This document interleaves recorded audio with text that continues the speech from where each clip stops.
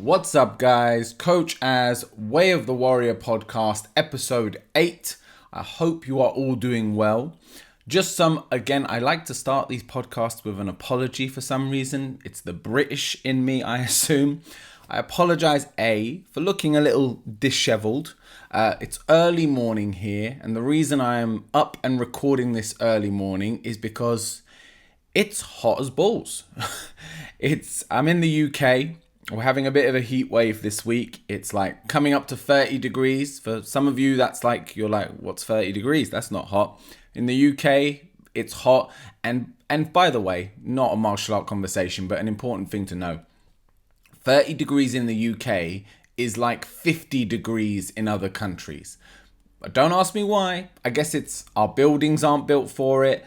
Our roads aren't built for it. We just don't cope too well with extreme temperatures of either side. We get down to 0 in the cold, we don't do too good. We don't handle snow very well in this country. And we get up to 30 degrees and we don't really handle the heat and the sun too well. So I apologize if I look a little rough because it's early. I haven't sorted my life out just yet. I also apologize to the video viewers if I am constantly wiping my face of sweat with this towel as we go through. It was either wipe the face of sweat or have a fan on in the corner to keep me cool. Audio quality takes priority, so we're wiping face throughout the podcast. We're sipping water throughout the podcast. I like to rewatch my podcast, not from a narcissistic point of view, but to try and see what I can improve moving forward. And I watched last week's and it made me even more depressed. We were talking about depression in martial arts and I was having a bit of a down week. So I apologize again if that was a bit of a downer for you guys. I'm in a far better place this week and I've brought some far more interesting, far less emotional topics to talk about with you guys. So let's jump straight into it. It is the Freedom Day has passed in the UK. So in the UK now, you are now basically allowed to do pretty much everything, including sparring for adults, which is something that we have been waiting for and hoping for since the pandemic kicked in. It's a very big deal. So I wanted to talk a little bit about returning to sparring and some of the things to keep in mind, and some of the things to think about for any of you that have been out from sparring for a long time, but this will also apply to any of you that are new to sparring. And I use sparring as a very broad term for boxing, kickboxing, Muay Thai, even rolling in jiu-jitsu. For me, I consider it sparring. So I'm going to give you just some general advice and some things to consider, some things to think about for any of you that are getting back into or are starting sparring. We're then going to talk a little bit about programming your training in terms of how often can you train, how often do you train, what should you be working on given the time that you have, how to set goals appropriately for that amount of time, irrespective of what martial art, what your goals are for trying to achieve. So they're the two main topics that we're going to discuss, and we're going to start with the returning to sparring. Let me start by saying that on Monday so my timetable with my adults on a Monday is we do a sparring class at 7 o'clock and then the general adult class at 8 o'clock. So pre-COVID, the idea was we would do an hour of sparring for those of you that enjoyed sparring. And then the adult class would have a more structured lesson plan in terms of we would, maybe do pad drills, we'd do some strength training, flexibility, and maybe some sparring. But for those who just wanted to get in the rounds, there was the option. So this was the first week in a very long time where we were actually able to just spar in the sparring class. And then for the main class, because everyone hadn't sparred, I decided we were going to spar for that as well. So we did 2 hours sparring on Monday. And I have never, I won't say never, for a long time, I have not been as happy as I was for those 2 hours. And happy is maybe not the correct word because what I really mean is I didn't think about a single thing for 2 hours straight. My brain was completely distracted, switched off, whatever you want to call it, from the outside world. And I was completely enveloped in my training. And it was a beautiful feeling. Like at the end of it, it felt like a rebirth. I felt like I'd been on holiday. because I think where my brain was just constantly on, and we're all dealing with whatever we're dealing with in life, and we're ticking that over. And I got a reprise. I got a 2-hour window where I didn't worry about money, where I didn't worry about relationships, where I didn't worry about the existential crisis that is my life and the purpose of me being on this planet. I just got to enjoy the thing I love to do the most. So I wanted to start with that because for me, sparring is one of the most powerful, useful things I could do. I've spoke before about the risk of serious injury and how for me, even things like brain damage, which I don't think is a real serious concern when you're sparring like we do, which is very sensibly and very light. But even that would never trump the benefits that I get from taking part in it. It's just too invaluable to me. I will never stop sparring. Even as an old man, I'm going to find a way to continue doing it. Okay, so let's get started. Returning to sparring. I'm going to give you a couple of words of wisdom as someone who has been doing it for a very long time and has watched people, in particular people who have come back after a long layoff and tried to pick up where they left off and the mistakes I've seen made. Number one, if you don't listen to anything else, just listen to this bit of advice. Don't rush to return to sparring. And that means in twofold. One, let's say like me, your club offers a sparring specific class. Don't feel the need to jump straight on that class as soon as it's available. Do a few pad sessions. Do a few conditioning sessions. Get yourself in generally good shape, relatively speaking. And get yourself relatively confident in your techniques, your combination, your guard before stepping into sparring. Because as many of you will know, and if you don't know, almost everything you think you know will go out the window once you start sparring. And you will default back to your most fundamental programming.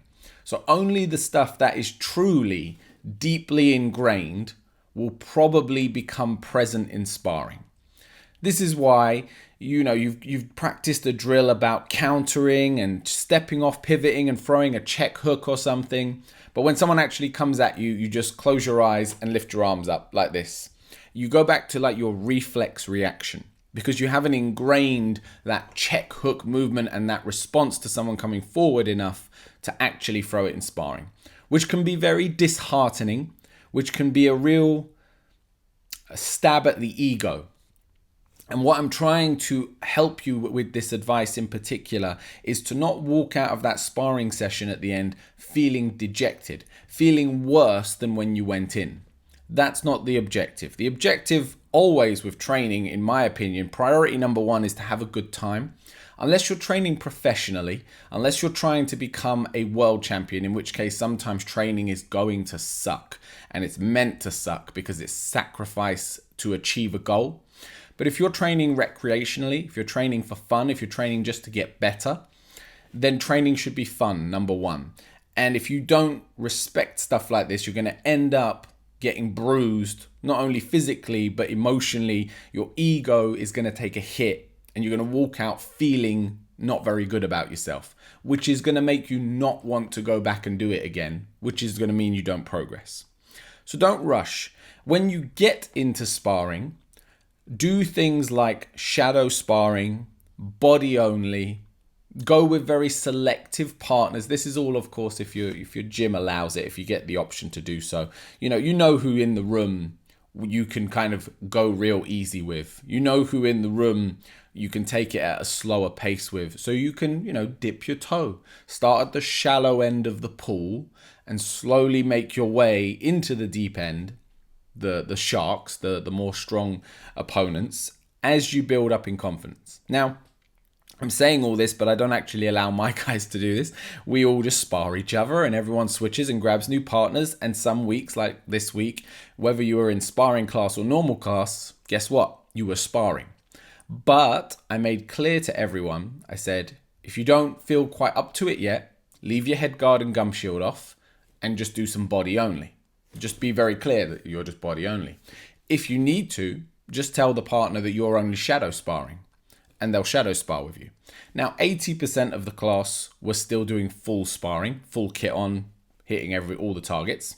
Some people kept their head guards off, and it was absolutely fine. That, like, my big thing, especially in a club, is to try to generate a environment where people don't feel judged for their decisions, because everyone's in a different place. I hear these stories of people where, they don't put a head guard on and someone calls them a bad name and all the rest. And I'm like, no, I don't like that stuff. I want people to feel comfortable. I want people to feel comfortable training in an environment where, regardless of what their goal is and their stage with their training, they can get something from it. So we had people full sparring, we had people doing body only, and then I've got one girl at the minute, she's got a real bad injury, so she was just doing shadow.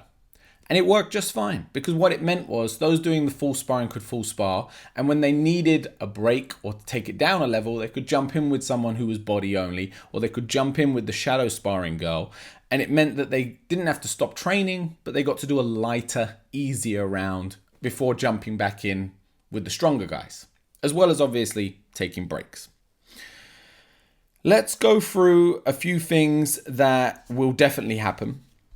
You will be super tired.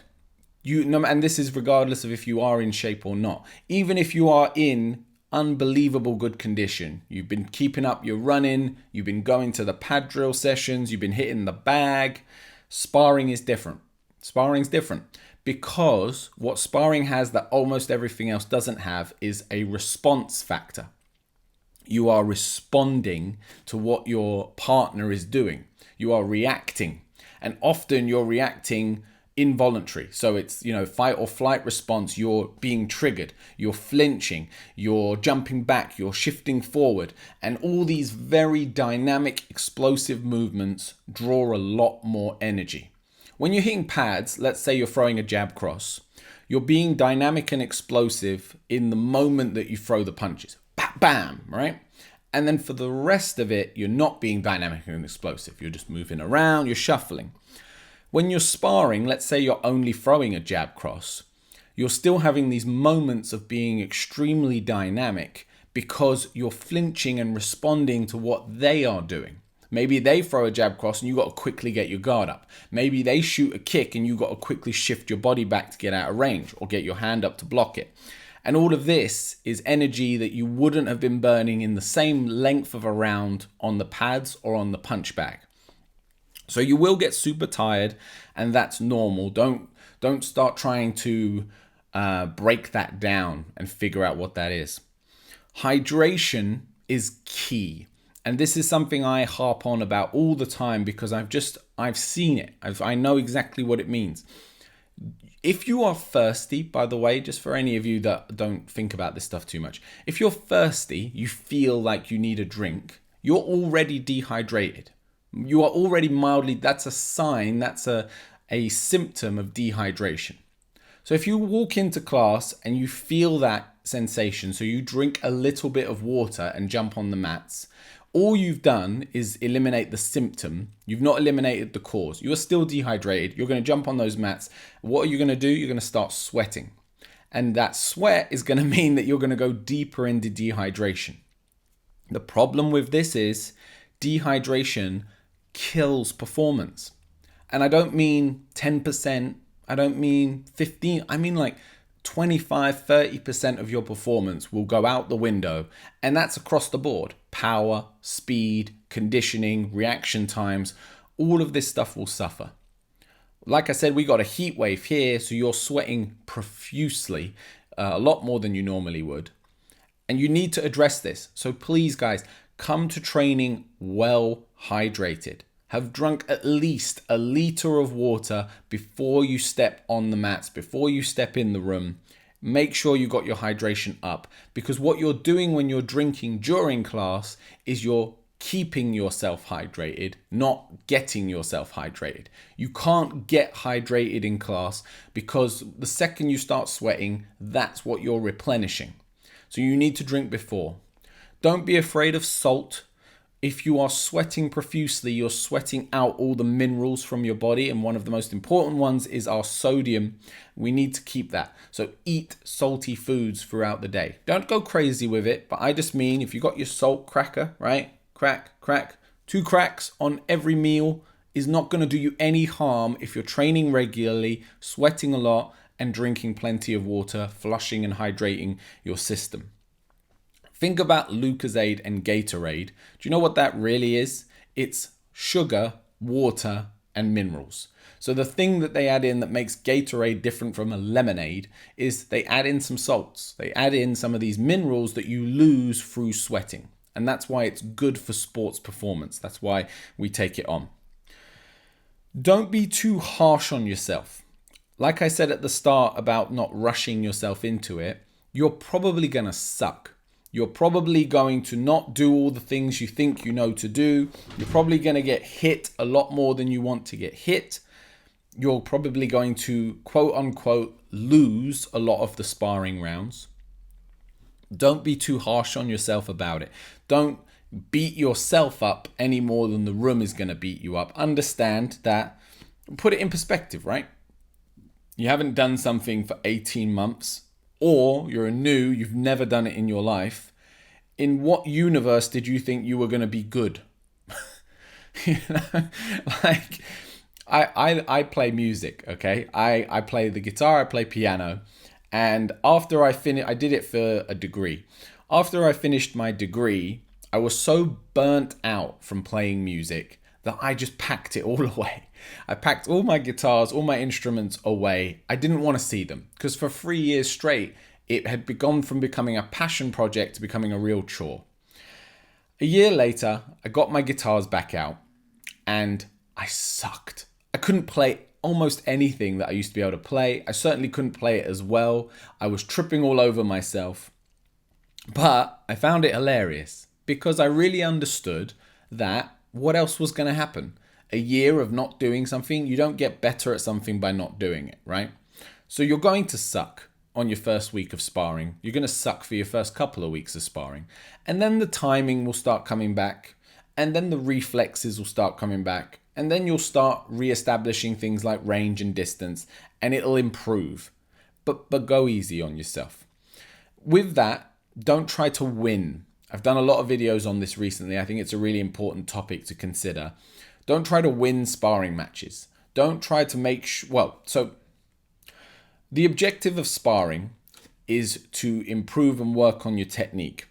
The problem is people kind of treat it like a game. Again, I'm going to use my example of football/soccer because it helps with this.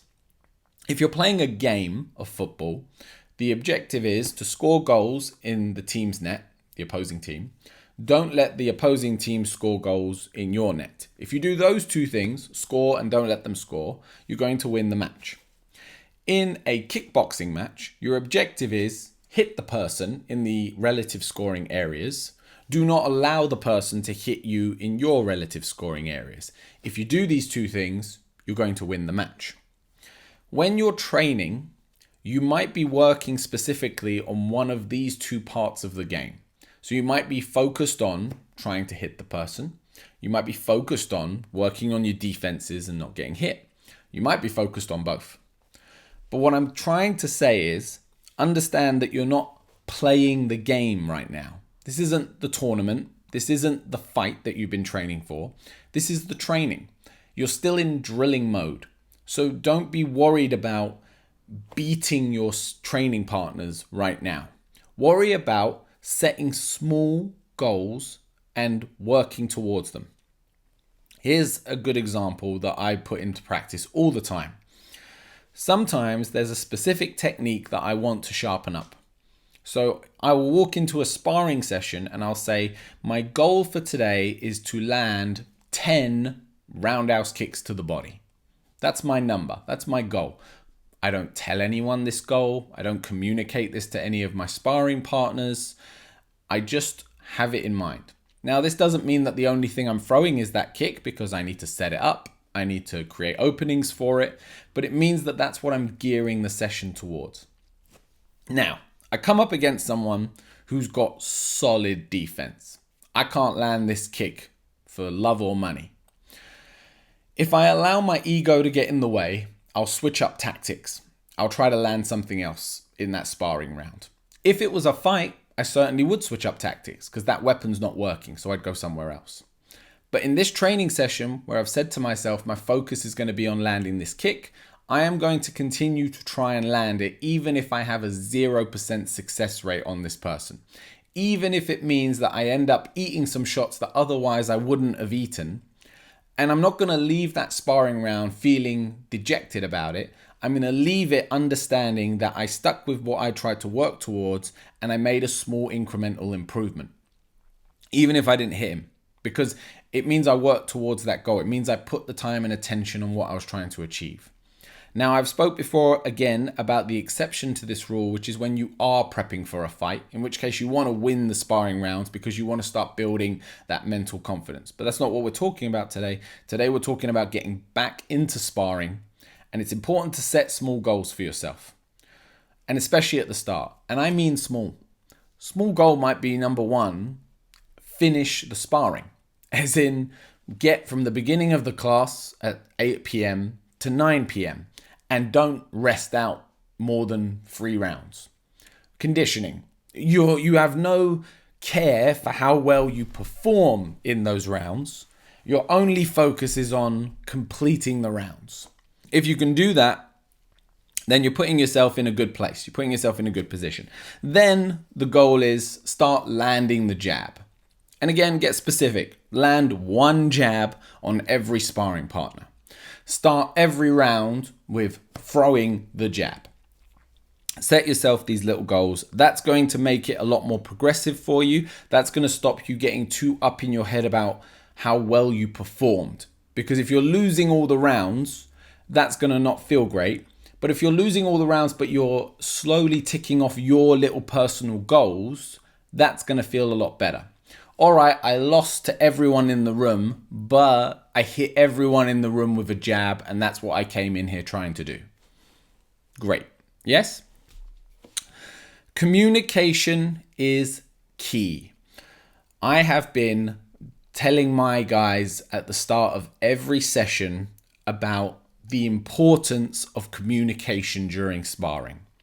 You must create, coaches who listen to this, you must create an environment where people feel comfortable to tell each other that you're going too hard or you're going too soft.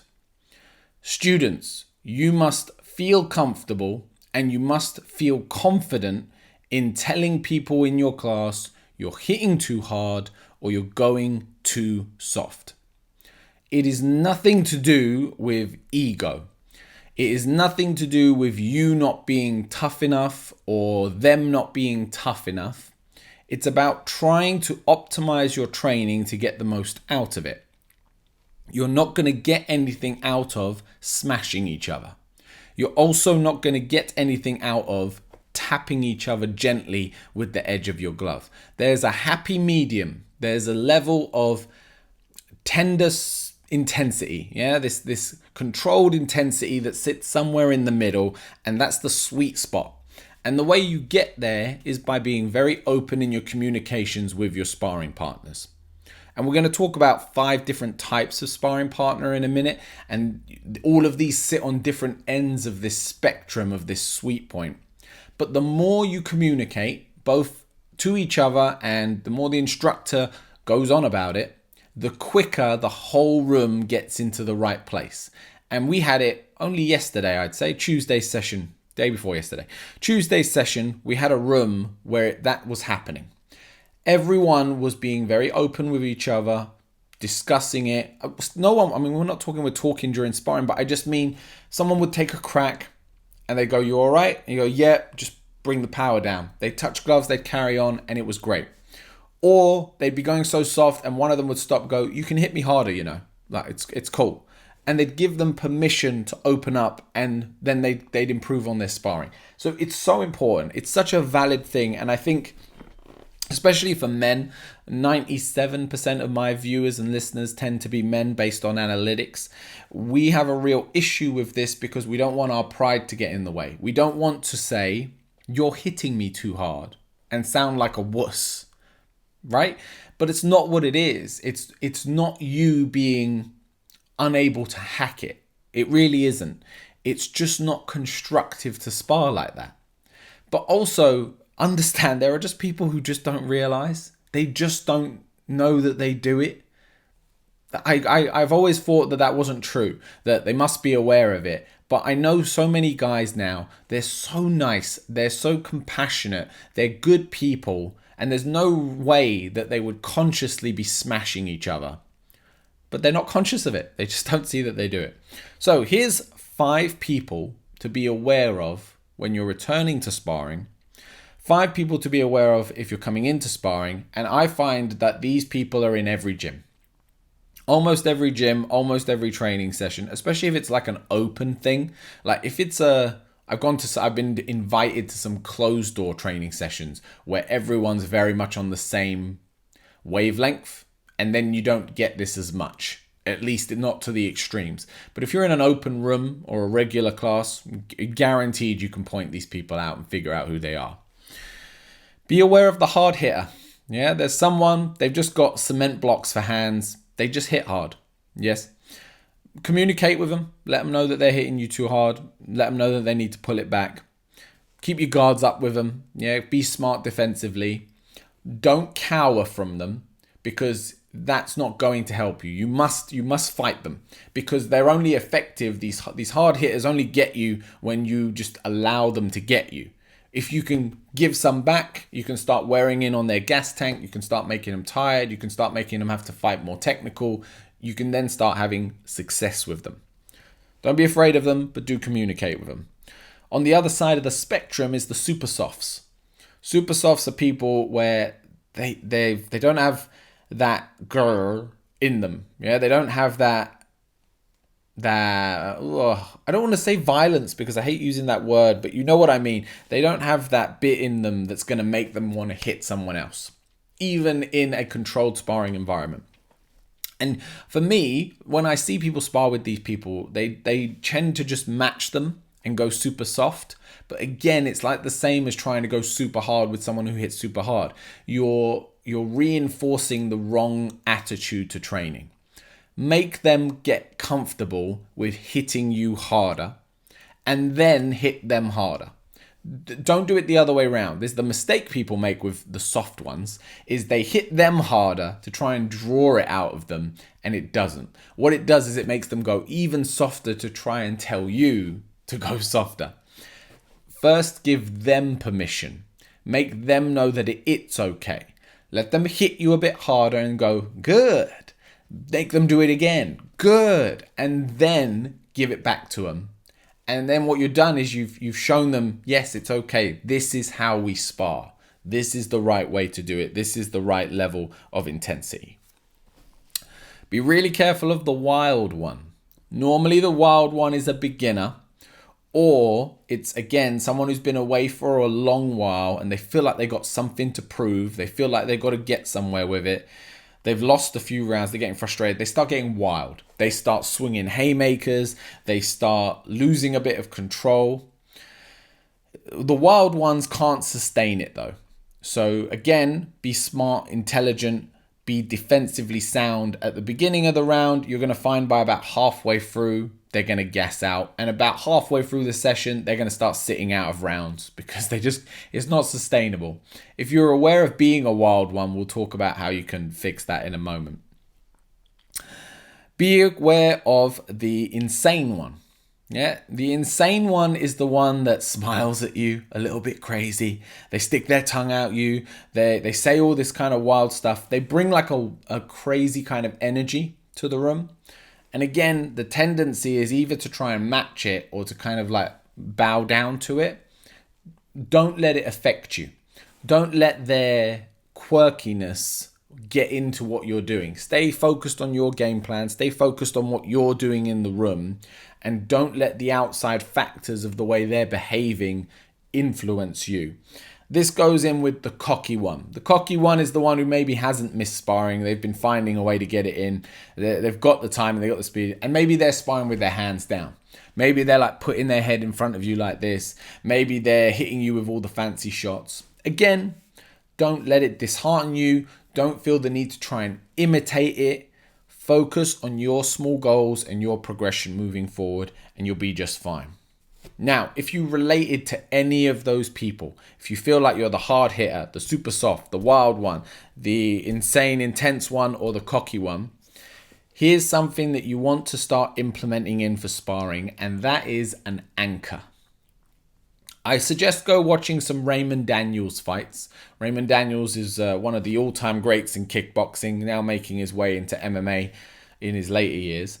Raymond Daniels is very famous for what he does pre-fight. And what he does pre-fight, for any of the video viewers, you can get a little preview. He goes up and round and in, and he makes all these noises. He kisses the hand. He puts one up to the sky. He's got this whole routine before he then turns and faces his opponent. And it's an anchor.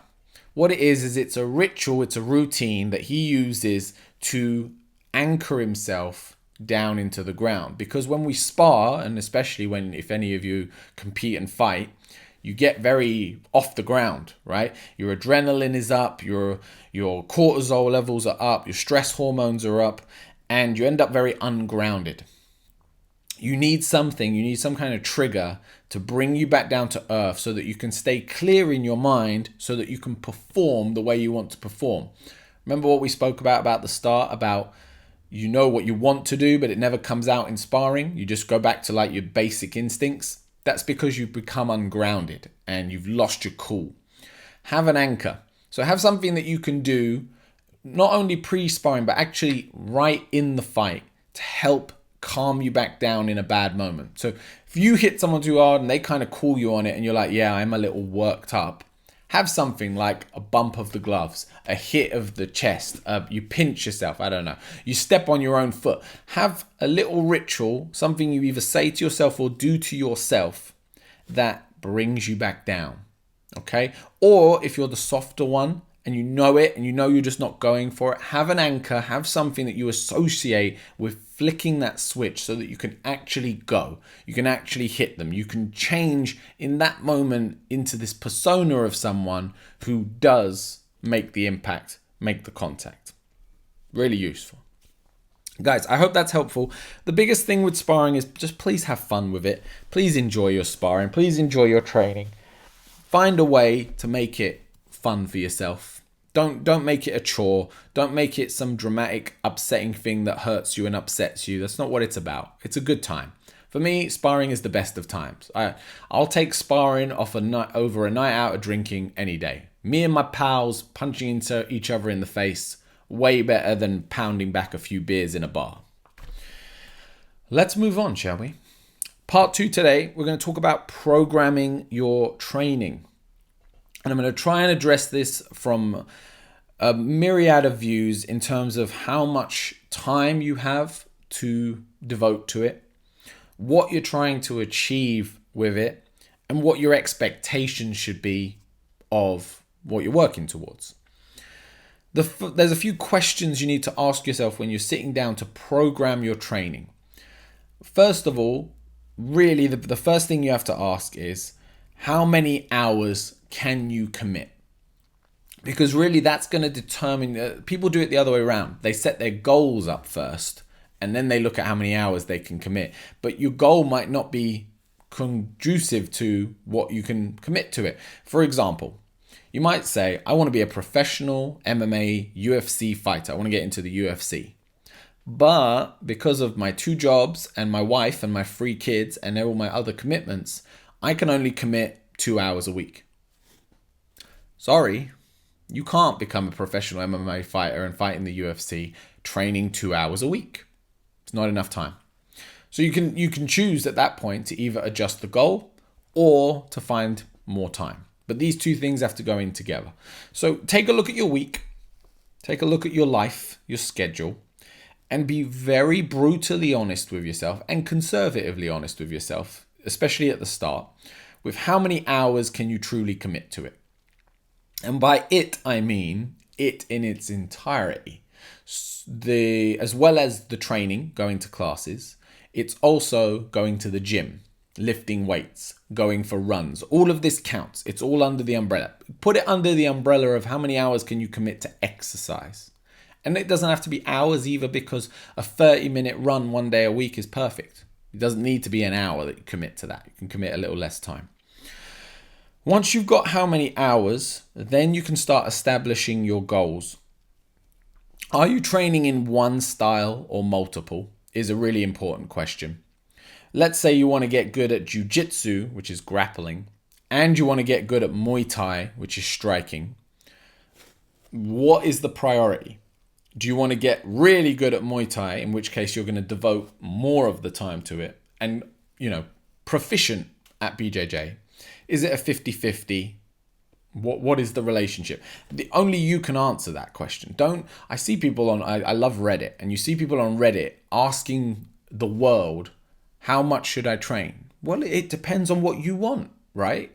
Don't ask me how much BJJ you should do compared to Muay Thai. What do you want to be better at? Because that's the differentiating factor. The one you spend the more time at is the one you're going to improve at. What level do you want to take it to?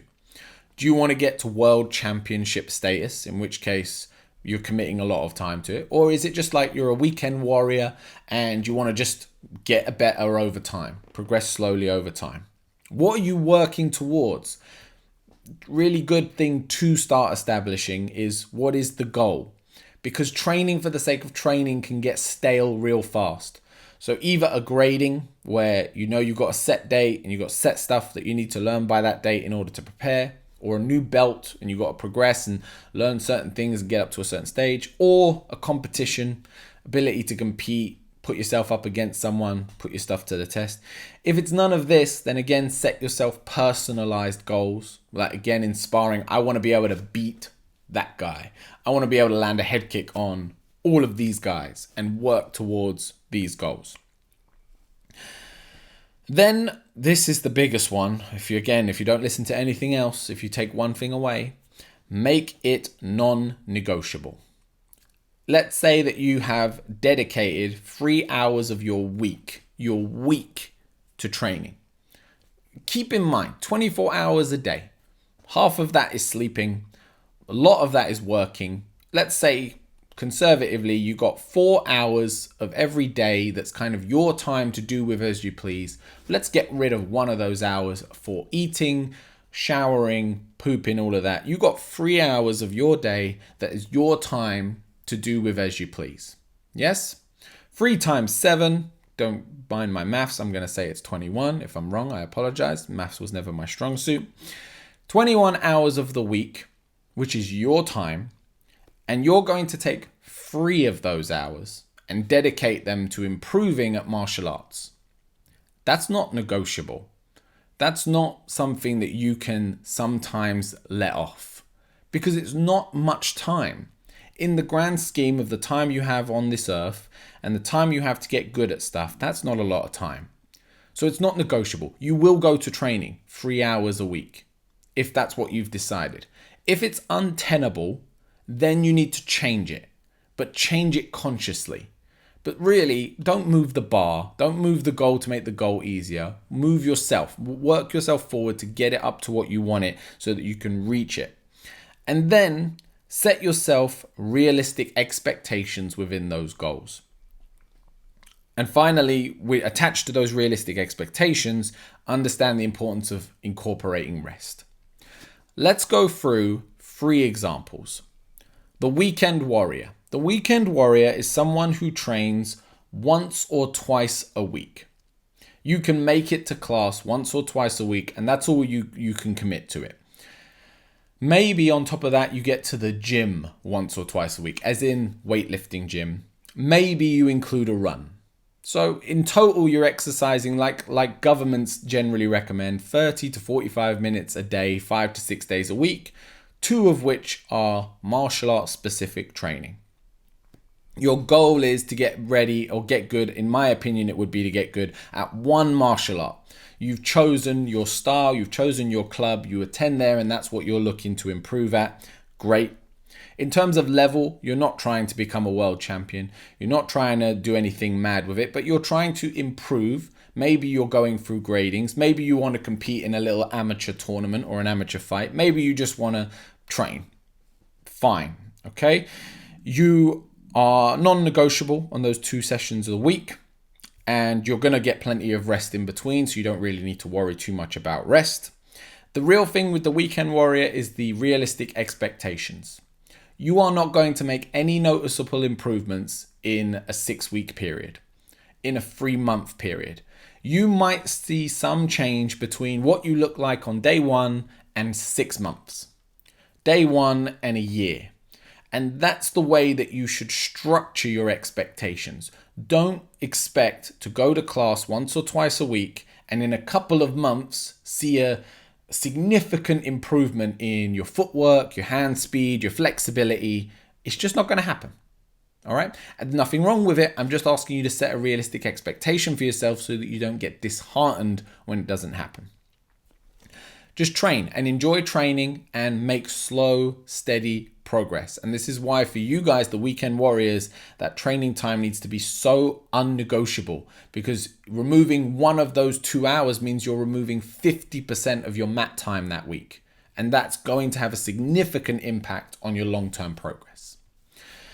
The part-time trainer. So part-time trainer means you're getting to training 3 or 4 times a week. You spend more time in terms of your overall exercise doing your martial arts than you do anything else.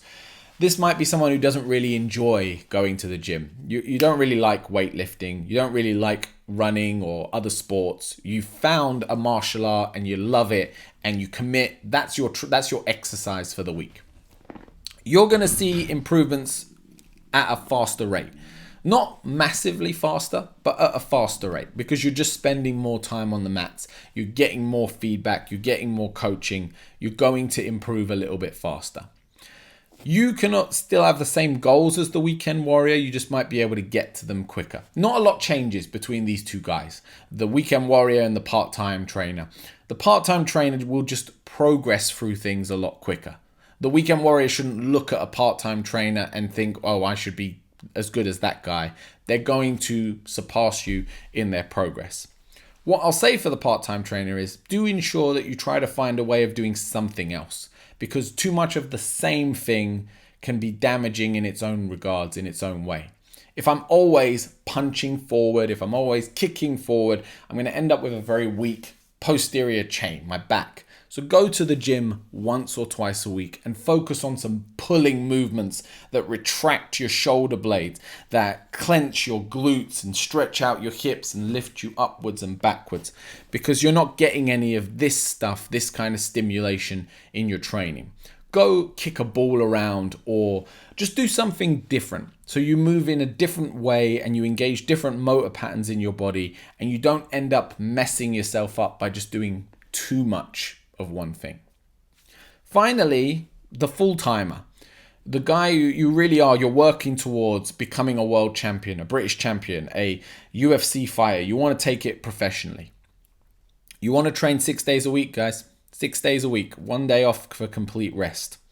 Within those 6 days, on at least 5 of those days, you want to train 2 times a day. We're talking full-timers here, right? You basically don't work or very little.